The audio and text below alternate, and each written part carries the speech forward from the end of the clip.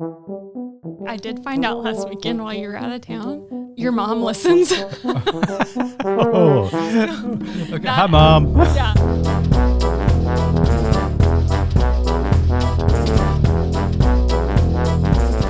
I'm Mitch. And I'm Missy. We're coworkers. He's the boss, and we're married.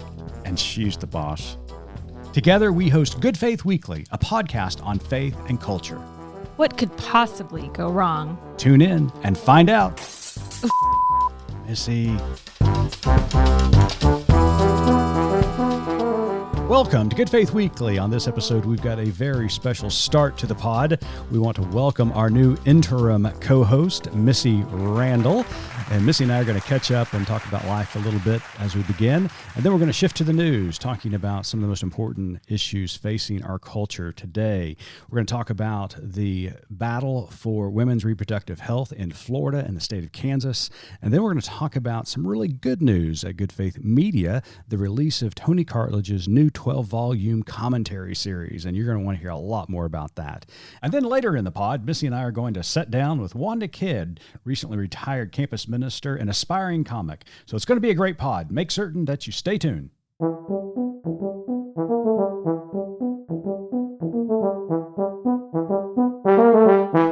Missy, how are things going in your world? Hey, boss. I'm glad you're here. Yeah, well, I've been spending a good bit of time this last week. You were out of town. I was out of town. And I had to drive across the state to our sweet nephew's birthday party. Yes. And when I got in the car that I hadn't driven in a while, I had a little cleanup to do. You did? I did. Wow. I did. I pulled probably 254 mint wrappers Mint out wrappers? of the side of the car door. Well, I may be a little addicted to those mints. I will say, Grandpa, you have a problem. Well, we got to talk about this. We got to have a Certs intervention. There's nothing better than a good cert on a drive. I mean, but 200 of them. It's over time. It's over time. Okay. Well, anyways, I had to test. I get really knocked on for my Sonic straw wrappers. So I wanted to just make a point to say, buddy, look in the mirror. You pull that on, what is it, a plank, a stone? I got to brush up on my Bible if I'm going to be a host on this podcast. Yeah, I got a plank in my eye and a stone in my... Well, never mind. So are you excited about the pod? I am. And I came today bearing gifts. Oh, dear Lord. I brought you a gift. In light of a new co-host, I thought I might bring you something that would be useful for our time together. Audience, I will have to post pictures and show notes, but right now Mitch is opening a little gift. She has handed me this learning. Beautiful little wrapped in black silk. It's blue, but okay. It's blue. Okay, well, it's dark in here. It's fine. So blue, and I'm opening the box now. I thought it might be something you could use for your new co-host. Oh, my gosh. This is outstanding. Ladies and gentlemen, now we have the Missy bleep button. I have a feeling we'll need new batteries for that soon. That is fantastic. Well, thank you. Well, I did not get anything for you for your first day. Well, that's kind of Yeah, it is kind of crappy. I apologize. Well, I am so excited that you're joining us. I know that you've been a little bit nervous about this first episode, but you're going to do beautifully. just a bit. Yeah. Thank you. Top of the news this week is the abortion rights fight that's continuing after the Supreme Court, after they repealed Roe v. Wade in the Dobbs case. And so now this is being sent to the states. Some really interesting developments this week in the state of Florida. There's a group of clerics in the state of Florida made up of Christians, Jews, and Unitarian and Buddhist who've actually filed suit in court claiming that their religious liberty is being denied by these new laws that are going into place that is banning abortion. And then just this week in the state of Kansas, voters overwhelmingly in a red state voted to keep women's reproductive health a staple in that state. So lots going on, but let's first talk about these clerics. So what was your reaction to the news about the clerics filing suit and claiming religious liberty to fight this battle of that's going on regarding abortion? Well, I felt like it was a great power move, one, because you've got clergy who, as far as I feel like most of the religious right assumes they've got, clergy on their side, but they're saying, listen, this is inhibiting our ability to do our job. I thought it was very interesting, and I can't wait to see kind of how this plays out, because it's very true. And as you guys have talked to in the past, Rabbi Rachel Lane, who has just such a very, prophetic take on the Jewish view of abortion care. And I kind of feel like the religious right forgets that there's another voice, that there's, as one might say, more to tell on this issue. And it's going to be interesting to see how it plays out. Well, the Florida law signed into law by Governor Ron DeSantis basically restricts abortion, even the exception of rape and incest. And what was interesting about the interview that you can find in the Washington Post and other major newspapers around the country is that this group of clerics are clearly and boldly stating that they are pro-choice, not in spite of their faith, but because of their faith. And I think you're exactly right when you said that that there is another group in this country that is arguing for women's reproductive health based upon their faith. And I think that has been absent over the decades since Roe v. Wade, is that faith argument for reproductive health for women and women's rights. And this could be the game changer in this debate. Yeah, I pulled a quote from the article that was a couple of them, but one that's applicable here, when they said, I don't remember who said it, was just within the article, it says, look biblically, Jesus says nothing about abortion. He talks about loving your neighbor and living abundantly and fully. He says, I come that you might have full life. Does that mean for a 10-year-old to bear the child of her molester, that you cut your life short because you aren't able to rid your body of a fetus? And I felt like, in light of, I'm sure many people have seen kind of the quip going around about the 10-year-old girl who can't ride in a car without a booster seat, and yet you're expecting her to bear this child. And I read another story of a 9-year-old child who died giving birth to a stepfather's child. And it's just, it does bring the question of, how do you define that full life? You're going to cut one life short, just for this other.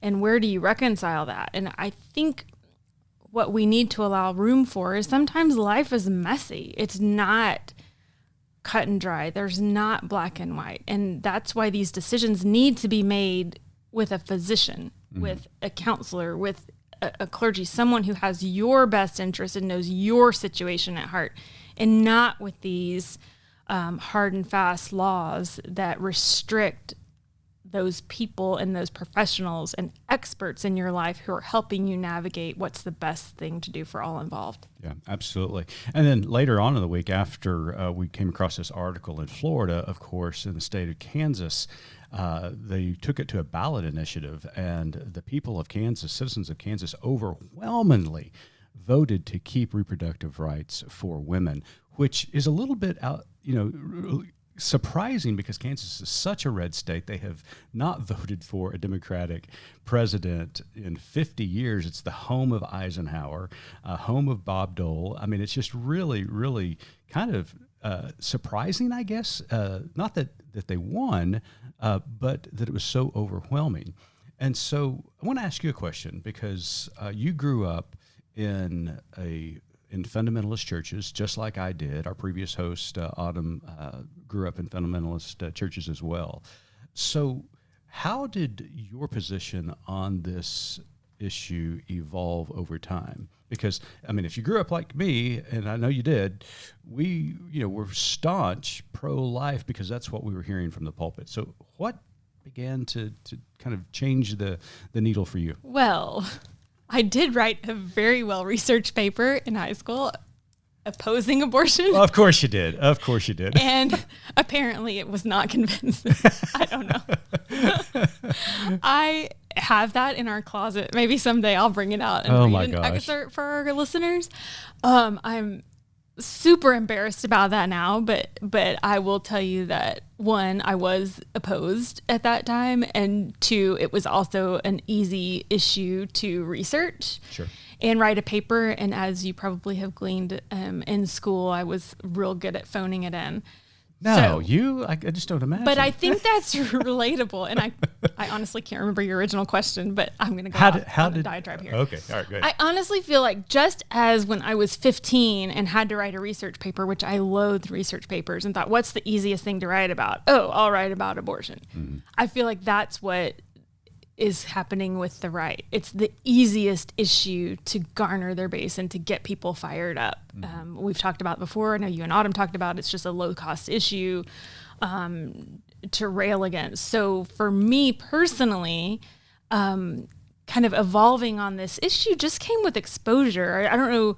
Well, no, I do know that you remember when we were first married, we volunteered at Methodist Hospital in Dallas, and we were cuddlers, which was like the most amazing experience. They had a level 3 NICU there. Now define for the audience what a cuddler is. I'm about to. Okay. You cut me off. Oh, sorry. Okay. Anyways, so they had a level 3 NICU there, which meant that many babies from across the state in more remote areas were flown in to be cared for there because they couldn't be cared for by the hospitals in their local communities, which meant many parents could not, relocate to live there. So they had a program of volunteers that would come in and cuddle babies, because as we know now from development, that babies need touch, they need affection, and the nursing staff simply did not have the time to do that. So you would go in for, your time during the week, and you would literally just hold babies, feed babies. If you were in the level, I think the most critical unit, which we rarely went into, those babies were so tiny and fragile that they couldn't handle being held. But there were times where they would have us go in and just simply place our hands around the babies. We had to be very still just to place our hands on the babies. That was all they could handle, but it was crucial for them. So seeing those those babies and hearing the experiences, there was one child who had been in there for 6 months, was ready to go home, but they literally did not have anywhere to send him. No one would come claim him. No one would take him. And seeing that, and I remember them packing him up in a wagon and asking us to take him for a walk around the hospital to give him some socialization, and we did. Seeing reality is what changed my mind. That this is messy and it's complicated and it's hard to wrestle with, but it is not as easy as we want it to be. Yeah. Life is not as easy as we want it to be. And I think that's what, when Jesus taught, he forced us to reckon with the difficult, the complicated, and to see the person for their actual self and not just some statistic or a law or somebody that we really want to categorize as one thing or another. These situations were difficult, and we saw so many situations that weren't easy to solve. So that's what began my process of changing my mind about this issue and seeing people that we've known who have died. Yeah. I mean, honestly, during childbirth and in situations that were dangerous. And I think that's where people are today, is that they're starting to understand the nuances of pregnancy and the dangers of pregnancy. And it's not as clear cut as we were told from the pulpit growing up in these fundamentalist churches and by right-wing politicians. And so I totally want to just put an amen, an exclamation mark on on your statements, because that was great. And folks, if you're playing Good Faith Weekly Bingo at home, you can go ahead and mark off Mitch interrupting Missy for the first time at the life of Good Faith. Let me add a footnote here and say, for most of our, 20 or so years of our marriage, you were in the pulpit preaching, and I got to add commentary later. Yeah, and now true, I get to add live commentary. Wow. So joke's on you. Every pastor's spouse is envious of you That's right. now at this moment. This week at Good Faith Media, we announced the release of a brand new commentary, Nurturing Faith Commentary, Year A, Volume 1, Advent to Epiphany, is written by an incredible scholar, one of our colleagues, Tony Cartledge, and it's going to be a 12-volume series, and we are really excited about this. And you, as an employee of Good Faith Media, often have the privilege of talking to churchgoers who read Dr. Cartledge's commentaries each week. And let's just say this, Dr. Cartledge has a fan club, right? So I will say this, there is no fangirl like a Tony Cartledge fangirl. I spend a lot of time on the phone with them because I answer the main line for Good Faith Media, and I have spent many a minute on the phone with someone who is calling to rave about Tony Cartledge. And so someone who is not seminary educated, let me just tell the general audience what makes Tony's commentary different, in my understanding, is that it does follow the lectionary. And if you grew up like I did in a Baptist or Southern Baptist or Conservative Baptist church, we didn't talk about the lectionary. We didn't follow that. You didn't follow anything that was Catholic adjacent. And to me, that's where that falls into, is following the lectionary. And as time has progressed, I know you and your career embraced the lectionary and chose to follow it in your preaching. And so that's what makes this different for people who are in ministry, is that it does follow that. So it's a really great resource for pastors, teachers, lay people who are interested in lectionary based teachings. Yeah. And his writings are just so insightful. He's filled with knowledge, Old Testament professor at Campbell Divinity School in North Carolina. And you will be blessed if you pick up this commentary.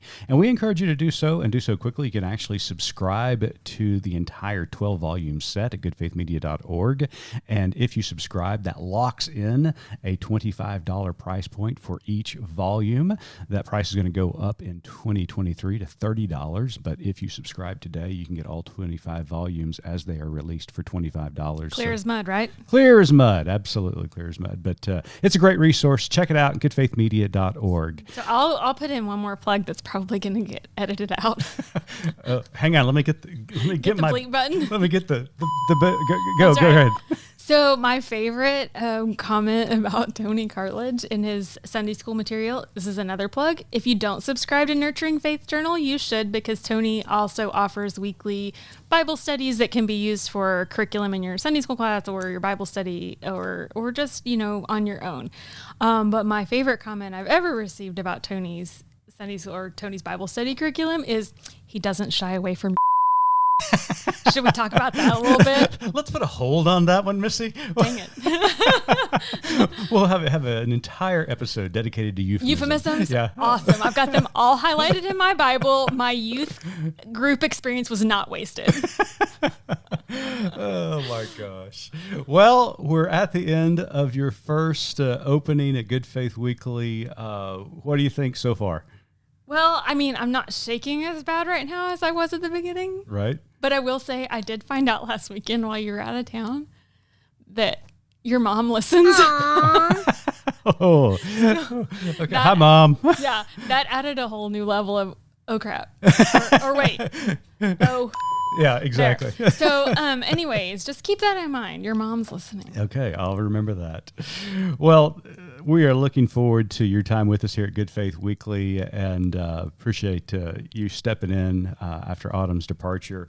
And I think we're going to have a good time talking about some of these issues, talking about life in general, and we hope the audience enjoys it as well. Well, don't go anywhere. Missy and I sit down with Wanda Kidd, and she is going to have you in stitches. That interview is coming up. Be right back. Hey, listeners. Check us out online at goodfaithmedia.org and follow us on social at gfmedia.org.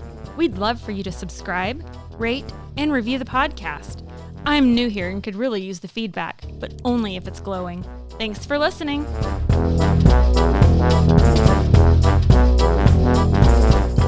Welcome back to Good Faith Weekly. On this episode, we've got a very special guest with us all the way from Mars Hill, North Carolina. Wanda Kidd is a retired campus ministry coordinator for the Cooperative Baptist Fellowship of North Carolina and collegiate specialist for the Cooperative Baptist Fellowship in Atlanta, Georgia. She's got years of experience working with students and is just a wonderful, wonderful human being. Recently, she recorded a podcast for us at Good Faith Media, and we are excited to share that podcast with you, Journeying Through the Desert. And you can listen to it wherever you listen to your podcast, as well as Wanda is an aspiring comic, and we're going to talk all about this in our time with her today. Wanda Kidd, welcome to Good Faith Weekly. I am so excited to be here, especially excited to be here for Missy's first podcast.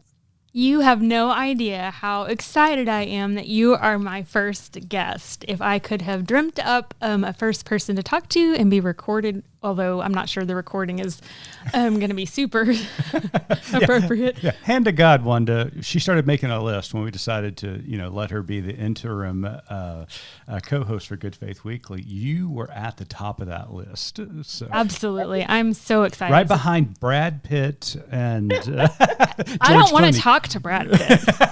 Hey, this is a family show, Missy. So thank you, Wanda, for joining us. You're welcome. I'm glad to be here. Well, Wanda, you just retired this last year after an illustrious career working with students. What was it like to finally kind of set down the mantle and kick your feet up and look back upon these years that you have been doing ministry for so long and making such an impact on students' lives?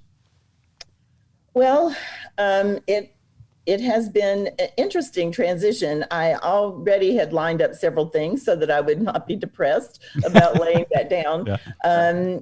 I knew when I was a college student that I wanted to do campus ministry because my campus minister changed my life. And I just really wanted that opportunity. And in the decades that I have been in that process, things have changed. They're changing so quickly all the time. And I really did get the feeling that things were going to be changing exponentially again. And it was probably a really good time to step away and let other people do that. The amount of non-tradition in the class that I was, we'll talk about later about the comedy class. I said in that class, I was a campus minister. Not one person in that class knew what a campus minister was. And I thought, whoa, right. Things are changing. We are not sharing a language or an image. The work is more profound than it's ever been, but techniques are going to have to change. Mm-hmm. Our whole being Baptist in the South, where we had something incredibly valuable, and you should know that we are the repository of all things that are good, and you should come be with us. That's not working anymore. And in fact, we have so much apologizing to do. So I do feel, somebody asked me just day before yesterday, did I feel like my work impacted any student specifically? Mm-hmm. And I said, yes, I do. I'm not sure whether that was all good, but same. I hear you. I do know I impacted them. She didn't ask if I impacted them for good. But in those years, when I was a campus minister on a campus, I had 2 students a year that decided to go to seminary who came in not even knowing that that was an option. Right. So I do feel like there is a lot of people who came through my portals that now are out there doing ministry. And that makes me happy. One of my students that was just an intriguing human being. His name was Charlie. His name still is Charlie. he's now a hospice chaplain and deals totally in storytelling as how he does that. Oh, wow. He was in my very first group I did for my doctoral on storytelling and evangelism. So yes, I feel like as I look back on my life, I did what I was called to do, and thankfully it was something I wanted to do. So, yes. Well, I know that you've made an impact on a lot of students throughout the years, and I've heard testimony after testimony of people that say Wanda Kidd, had a huge impact on my life and in my ministry and career. So thank you for all those years.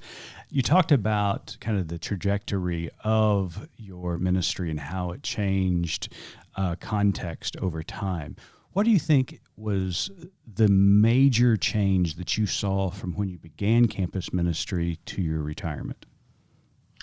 Well, on my campus, I was in rural Western North Carolina, and out of the 10,000 students that were on campus when I got there, when I was a student, and even when I went back to be campus minister, I would say 50% were Baptist, not just Christian, but Baptist. And we had this shared language, and watching that landscape change, where you were not only having to explain why you should be a person of what you didn't even get to why you should be a Baptist, you got to why you should be a person of faith.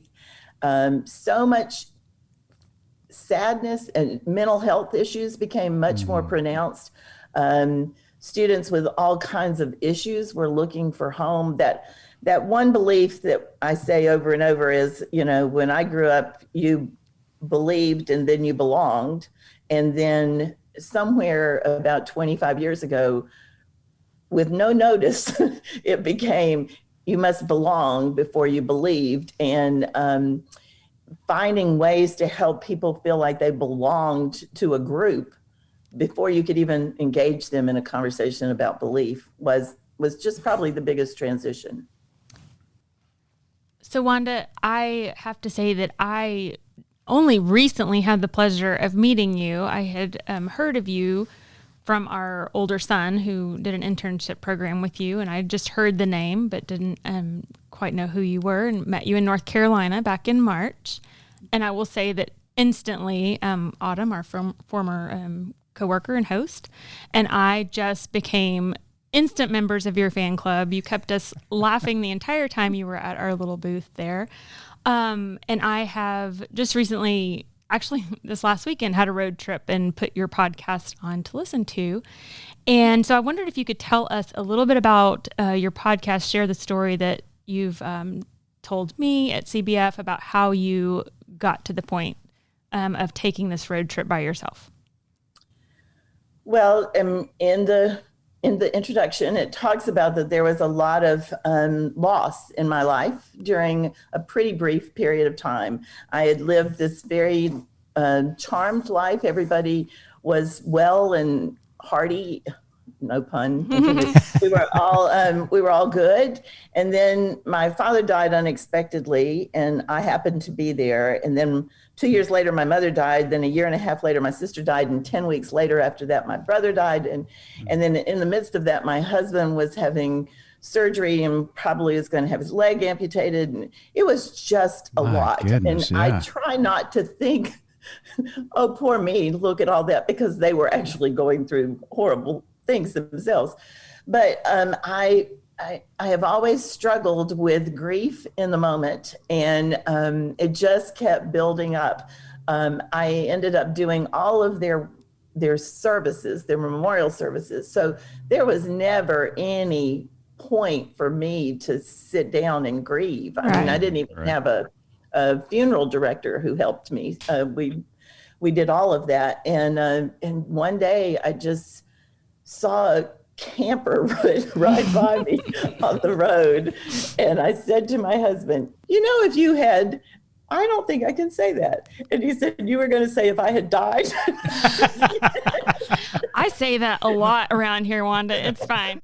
So I said, I would have gone on a trip. And he said, well, maybe I don't have to die and you could go on this trip. And I said, that would be great. Thank you. So that's how it started. I just knew that I needed time to process all of that. And if there was another living soul there, I would talk, and I needed to not talk. I needed to think and process.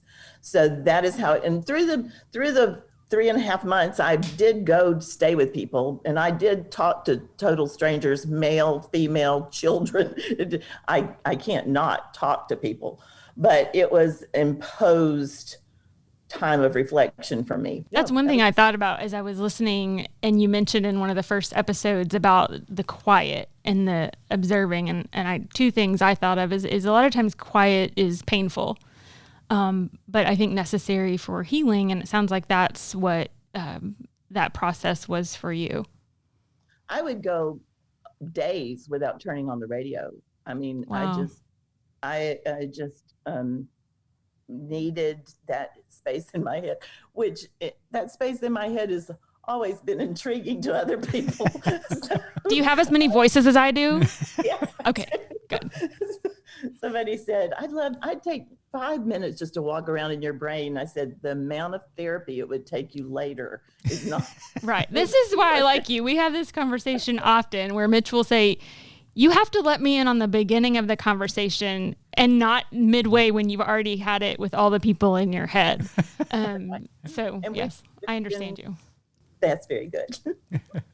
So it was better than I thought it was going to be. I really had no expectations. I just knew I had to go. Yeah. And I had said to my husband when we were early married that I knew that when my father died, not to look for me. I would be in a car and driving as far as I could, and then I'd turn around and come back. Don't worry about me. So he was prepared that this was going to be part of the process. So, Wanda, you mentioned as you were describing how this book and podcast came to be, you talked about as clergy, you had all of these moments where people were dying in your life, and you were asked to give a message of hope, give a message of reflection at these family members' funerals and memorial services. A lot of times people forget that clergy are human beings, and a lot of times they're asked to conduct services, for loved ones, but even, congregants. It's hard for clergy to mourn in those moments where everybody else gets to mourn and have this kind of genuine, authentic moment of process and grief. And then at a later time, clergy has to do that after the fact. Could you speak a little bit more to that, the importance of giving clergy time to grieve family as well as congregants, because they're in the moment, they're working, they're trying to give hope and to be a steady presence for those who are mourning, but then they need the same process that everybody else goes through. Can you speak to that? Well, I mean, the fact that we're in the ministry is one of those rescuer moments where we want to be present in other people's lives, but we don't want to make them uncomfortable. So grieving almost always makes other people uncomfortable, however you do it, whether you do it with anger or tears or whatever. So, yes, I have never heard where a congregation purposefully and specifically gave space afterwards for them to grieve. I think that would just be such a lovely gift from a congregation to their leader. But they would have to be on that leader's timeline, because you can't say you get 2 weeks off afterwards, because by the time I had processed it, it was a couple months down the road. So yes, we have often this approach to life that we don't suffer, we don't need the same things, but in our heart we know that. And I mean, anybody who knew John Claypool as a minister when he lost his daughter, his books and his sermons about that grief were so permission giving to other ministers and to his congregation.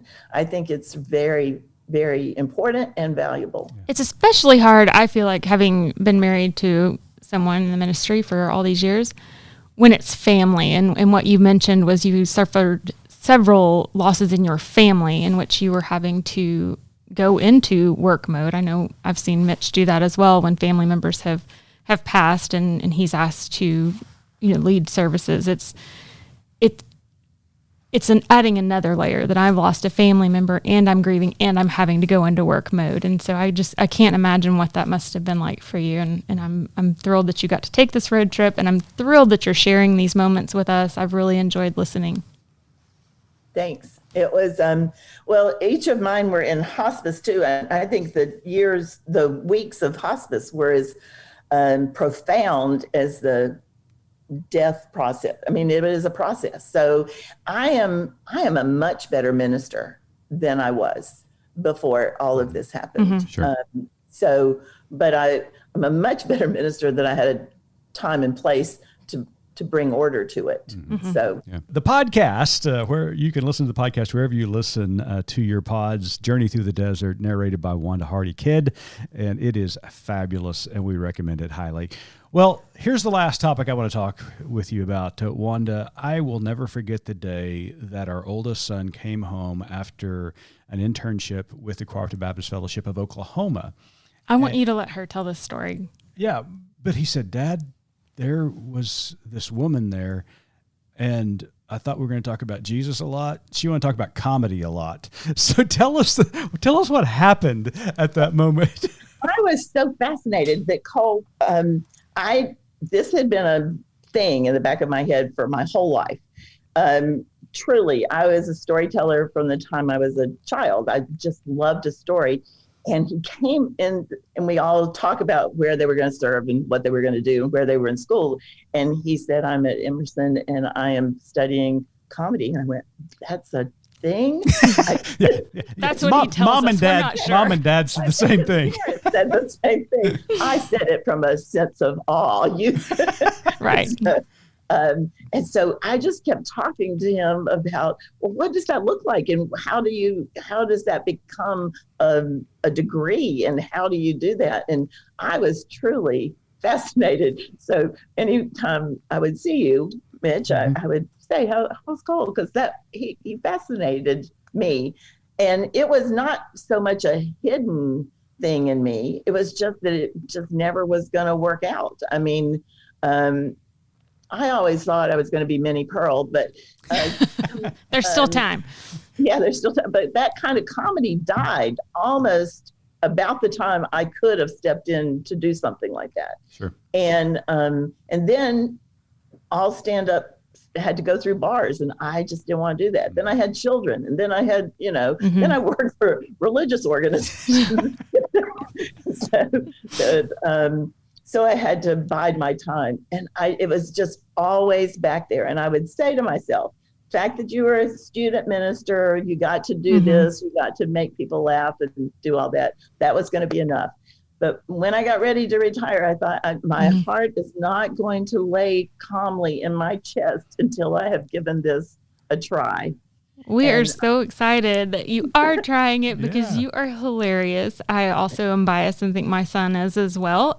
He is also a storyteller, and some of our favorite moments during his college career were the holidays when he would fly home, and the minute we would get him home and sit down at the table and listen to his stories of his adventures, mostly on the plane and the airport, and we just would laugh and laugh and laugh. And I'm so thankful because you have also that gift of storytelling, and to sit at a table with you is just to hurt from laughter. So I'm so excited that you are embracing this and taking classes, which I'm not sure that you need the classes. You're already hilarious, but I do understand that it helps you hone your craft. Yes, that's what I had way too many words. He really helped me. The teacher was fascinating, and he gave me this really interesting insight. I always every time I've had a story with a man, almost always with a man, saying something derogatory about me in ministry, I wasn't sure where that was going. fall in the cliff hanging.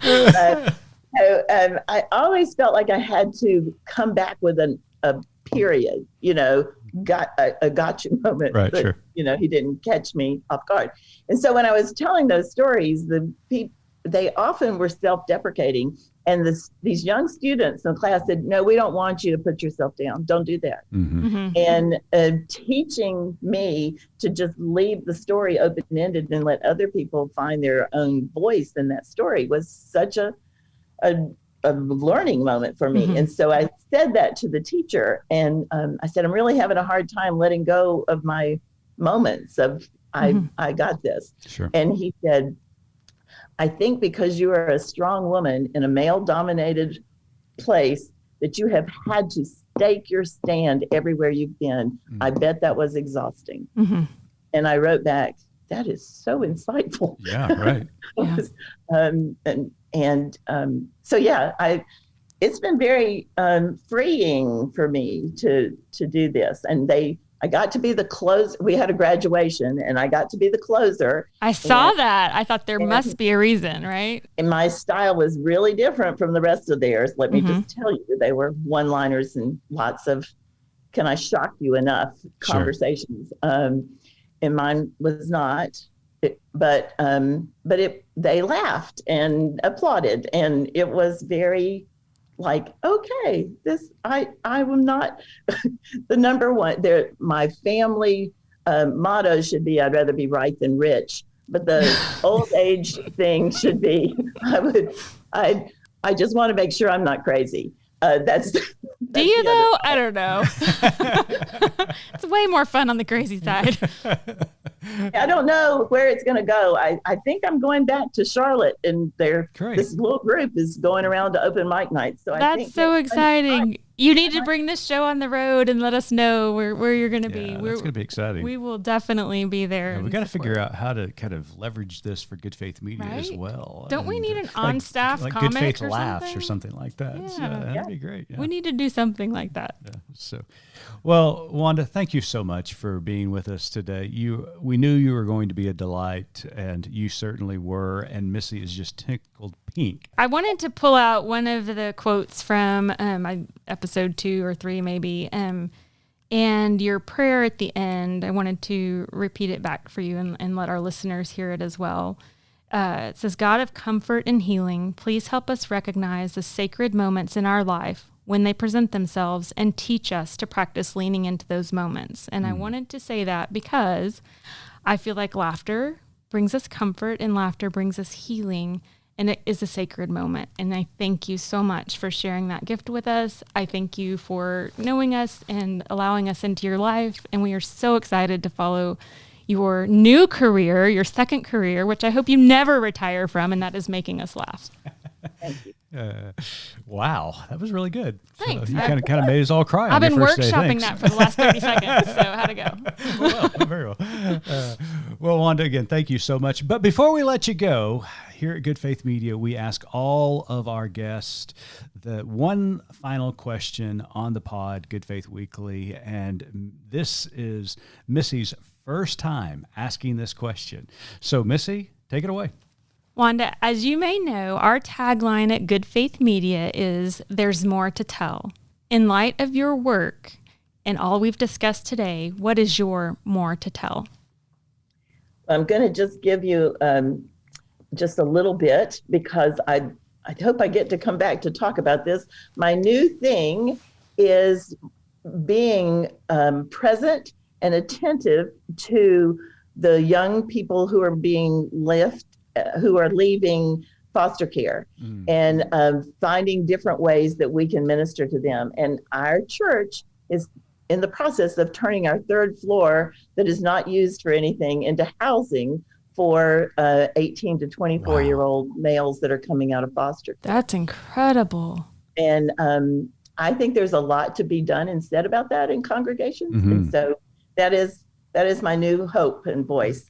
What a great idea and a great use of space. I love that. We're going to have you back to talk about that. Absolutely.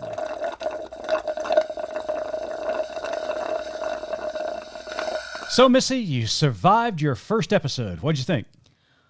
Well, as you know, we had to record a little bit earlier this week than you typically do for scheduling reasons. And so I've had a solid 24 hours to fret and rethink of all the stupid things I said or everything I would have said different. And what I've chosen to land on for the positive is that there is lots of room for improvement. So I think we've got maybe nowhere to go but up. I'm not sure.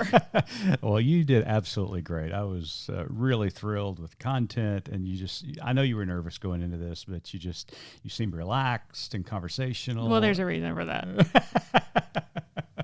Well, we all need a little help sometimes. Yeah, sometimes we need a little help from the Spirit. I get it. And a good editor. We are very, very thankful today for our editor, Cliff Vaughn. That's right. Well, you did a great job, and it was great to have Wanda on the pod. She's so great. Yeah.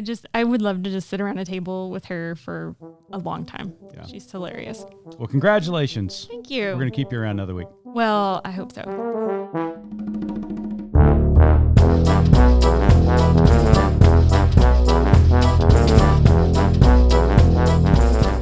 You've been listening to Good Faith Weekly, hosted by Mitch and Missy Randall. This weekly podcast from Good Faith Media discusses matters of faith and culture. Subscribe wherever you get your podcast and give us a like and a glowing review. We produce the podcast out of Norman, Oklahoma. Our music comes from Pond 5. And we're supported by listeners like you. Learn more about us at goodfaithmedia.org.